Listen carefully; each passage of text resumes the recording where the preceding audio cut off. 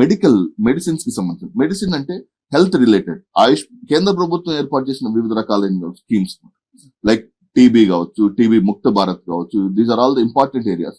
కేంద్ర ప్రభుత్వం వైద్య ఆరోగ్యానికి కేటాయించినటువంటి పథకాలు, దానికోసం ఏర్పాటు చేసిన schemes are the most expected topics అన్నమాట. సో పర్టికులర్లీ ఈ ఏరియాస్ కనుక అభ్యర్థి ఫోకస్ చేస్తే మాక్సిమం ఆ 20 క్వశ్చన్స్ లో 10 to 11 క్వశ్చన్స్ ఈజీగా అటెంప్ట్ చేస్తారు. అంటే ఏరియా స్పెసిఫిక్ గా కాకుండా, అంటే క్వశ్చన్ స్పెసిఫిక్ గా కాకుండా ఏరియా స్పెసిఫిక్ గా ఐడెంటిఫై చేసుకుంటే that is very important.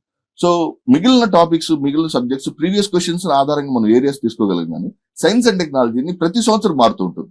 Okay, so fashion ఎలాగైతే ప్రతి సంవత్సరం మారుతూ ఉంటుందో అట్లాగే science and technology every area. అందుకనే బుక్స్ సైన్స్ అండ్ టెక్నాలజీ కోసం 300-400 రూపాయలకు పెట్టి బుక్ కొనటం కన్నా కూడా నీ చేతుల్లో ఒక చిన్న 200 పేజీల వైట్ నోట్బుక్ పెట్టుకొని ఈ నేను చెప్పినటువంటి ఏరియాస్ ని కొంచెం డీప్ డిగ్గింగ్ చేసుకుంటూ నోట్స్ రాసుకుని, ఓకే, సో పర్సనల్ గా నోట్స్ రాసుకుని మొత్తం మీద ఒక 50-60 పేజీల కన్నా నోట్స్ రాదు. ఓకే, సో డెఫినెట్ గా that can be very important for your examination. For example ఇప్పుడు శబరిమల అయ్యప్ప స్వాములు వెళ్తున్నారు.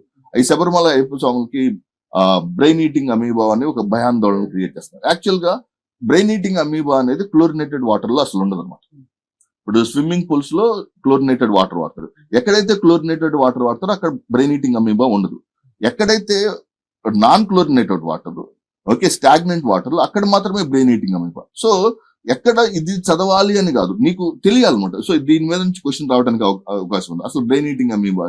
సో అభ్యర్థి ఒక అంశాన్ని తన ఎగ్జామినర్ పాయింట్ ఆఫ్ వ్యూ లో అబ్జర్వ్ చేయడమే సైన్స్ అండ్ టెక్నాలజీ అడ్వాంటేజ్.